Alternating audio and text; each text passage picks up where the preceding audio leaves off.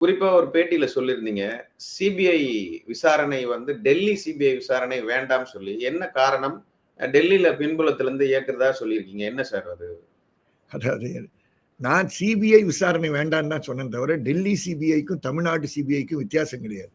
Okay. எல்லாம் CBI is one institution. நான் CBI விசாரணை வேண்டான்ற ஒரு பொசிஷன் நான் பர்சனலா எடுத்திருக்க பொசிஷன். ஓகே. என்னுடைய மனுவுல நான் கேட்டிருக்கக்கூடிய பொசிஷன் வேற. நான் வெளியே பப்ளிக்ல, ஏன்னா அதுக்கப்புறம் சிஎம் வந்து பேசியிருக்காரு. சிஎம் வந்து எப்படி பேசியிருக்காருன்னா, தான் சிபிஐ விசாரணைக்கு தடையாக இருக்க மாட்டேன் என்றுதான் அவர் மீன் பண்றார். அப்படியே நான் கருதுகிறேன். சிபிஐ விசாரணைக்கு உத்தரவிட்டதா கூட சொல்லி இருந்த மாதிரி எனக்கு ஒரு ஃபீல் ஆகுது. உத்தரவு அவர் எப்படி இட முடியும்? மேட்டர் கோர்ட்ல இருக்கும்போது அவர் எப்படி உத்தரவிட முடியும்? சிபிஐ விசாரணைக்கு மாத்திட்டு வந்தது எப்படி? கோர்ட் தானே பண்ணணும். கோர்ட் தான் பண்ணணும். கோர்ட். அதனாலதான் நான் வந்து சிபிஐக்கு மாறவில்லைன்னு, அதனாலதான் நான் சொல்றேன் சிபிஐக்கு இது மாறவில்லைன்ற விஷயத்தை நான் முன்வர்த்தி சொன்னேன். சிபிஐக்கு ஏன் மாறக்கூடாது என்ற காரணத்தை நான் சொல்லிடுறேன். 2 காரணம்.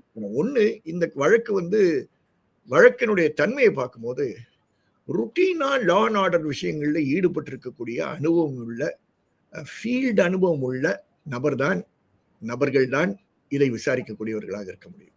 அந்த மாதிரி நபர்கள் தமிழகத்தில் இல்லைன்னு நாம் ஒத்துக்கிறோமா? நான் ஒத்துக்க மாட்டேன். தமிழகத்தினுடைய பிரஜை என்ற முறை நான் ஒத்துக்க மாட்டேன்.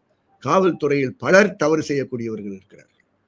பலர் மோசமான தவறுகள் செய்யக்கூடியிருக்கிறார். அவர்களெல்லாம் தண்டிக்கணுமா? கொடூரமா தண்டிக்கணும். அதுல எனக்கு மாற்று கருத்தே கிடையாது. ஆனால் அவர்களை தண்டிக்கிறோம் என்ற காரணத்தினால இந்த போலீஸுடைய மொரால மெயின்டைன் பண்ணிட்டு இருக்கக்கூடிய நேர்மையான அதிகாரிகள் கீழ்மட்டத்திலையும் மேல்மட்டத்திலையும் இருக்கக்கூடியவர்களை அதே பிரஷ்ல பெயிண்ட் பண்றது வந்து என்னை போன்றவர்கள் செய்வது வந்து அவர்களுக்கு துரோகம் செய்கிறதாக இருக்கும். யார் ஜனநாயகத்தை இன்னும் காப்பாத்திட்டு இருக்காங்களோ, யார் இன்னும் அவங்க வீட்டுல வந்து ஒரு 2 சேரும் ஒரு சின்ன சோஃபா மட்டும் வைத்துக்கிட்டு ஒரு அரசு பணியாளரா கையில் காசு வாங்க மாட்டேன் என்று நேர்மையாக பணி செய்கின்ற காவலர்கள் இருக்கிறார்கள். ஏன் ஓப்பனா சொல்றேன், பகிரங்கமா பேசுறேன். இந்த மாநிலத்தினுடைய முன்னாள் ஐஜி இன்டெலிஜென்ஸா இருந்த ஈஸ்வரமூர்த்தி அவர் மாதிரி ஒரு நேர்மையான ஆபீசர் யாரோ பார்த்திருக்க முடியுமா? எப்படி இருந்தார்கள்? அவருடைய வாழ்க்கையெல்லாம் கொண்டாடப்பட வேண்டிய வாழ்க்கை இல்லையா? அவருடைய பேரை இப்ப ஏன் பேசுறேன்னா, அவர் ரிட்டையர்டு. அவர் சர்வீஸ்ல இருக்கும்போது வாழ்க்கையை நான் பயன்படுத்தல. காரணம், பயன்படுத்தினோம் என்றால் அவர்களுடைய ஐபிஎஸ் குடும்பத்திற்குள் பிரச்சனை உண்டாக்கி விடுவேன். நான் நல்ல ஆபீசர்ஸ் இருக்காங்கன்றதுக்காக ஒரு உதாரணம் சொல்றேன். இது மாதிரி பலர் பயன்படுத்துறாங்களா சார் நிறைய இடங்கள்ல? அதை இந்த வழக்கிலையும் பயன்படுத்தலாமே.